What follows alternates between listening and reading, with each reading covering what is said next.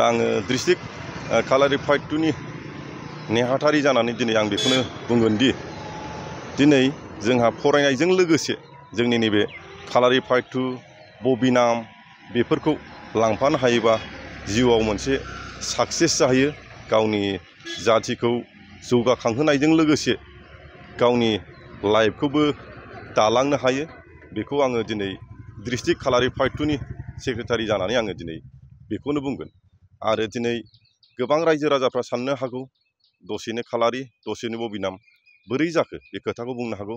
नाथाय जोंना कालारि आरो बबिनाम मोननैखौबो जोङो सोलिबोगासिनो, दाल' नङा जोङो गोबां बोसोरनि सिगांनिफ्रायनो जोङो सोलिगासिनो दङ। आरो बे कालारिया जाहैबाय मोनसे जोंनि इण्डियानिनो गेम, आसाम गभर्नमेन्ट आरो सेन्ट्रेल गभर्नमेन्टजों गनायथि मोनजानाय।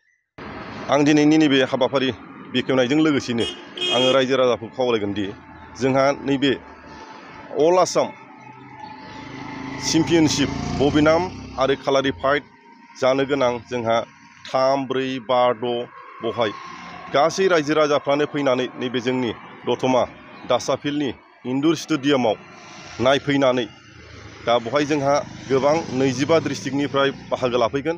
बे 25 डिस्ट्रिक्टनिफ्राय बाहागो लाफैगोन गथ'फोरखौ जाहाथे हेफाजाब होफैयो, गोसोआव थुलुंगा होफैयो। बेखौनो आङो दिनै डिस्ट्रिक्ट कालारिफाइड 2 एस'सिएशननि नेहाथारि जानानै रायजो राजानो दिनै आङो नैबे मेसेजखौनो होहरनाय जाहैबाय।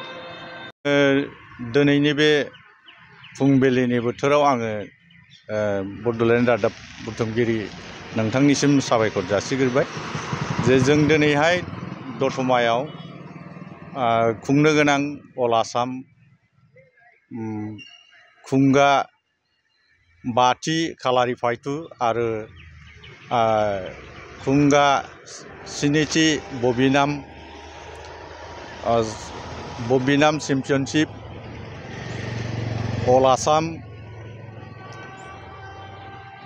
मार्शेल आर्टखौ जोंनि बे दतमायाव खुंफुंनो लादों। दा बे हिसाबै जोङो दिनैहाय कनभेनर कमिटि हिसाबै जों दिनैहाय मावख' खुलिदों आरो बे मावख'नि गेजेरजों जों दिनै अल आसामनि जेसेबां इउनिट आरो डिस्ट्रिक्टनि बबिनाम आरो कालारिफाइडनि गेलेगिरि बिथांमोन दं, बिथांमोनखौ बै थिखानाय फैगौ 3, 4, 5 आरो 6 एप्रिलनि दिनाव जे जोंनि दतमा हालामाव जे थिखानाय दासानि इनडर स्टेडियामाव गोसो गुदुं गेलेगिरि बिथांमोनखौ जयैनो फैनानै बाहागो लाफैनो थाखाय आङो गुरैयै खावलायदों। लोगोसे जाय बिथांमोना मार्शेल आर्टखौ मोजां मोनो बा गोसो गुदुं बिथांमोनखौबो साफ्रामखौबो जोंनि बे दतमा हालामनि इनडर स्टेडियामाव फैनानै बे दिनखालि बाहागो लाफैनो थाखाय आङो जोंनि कनभेनर कमिटिनि चेयारमेन जानानै आं नोंथांमोनखौ बयखौबो लैहोर लैहोर बाहागो लाफैनो थाखाय गुरैयै खावलायहरदों।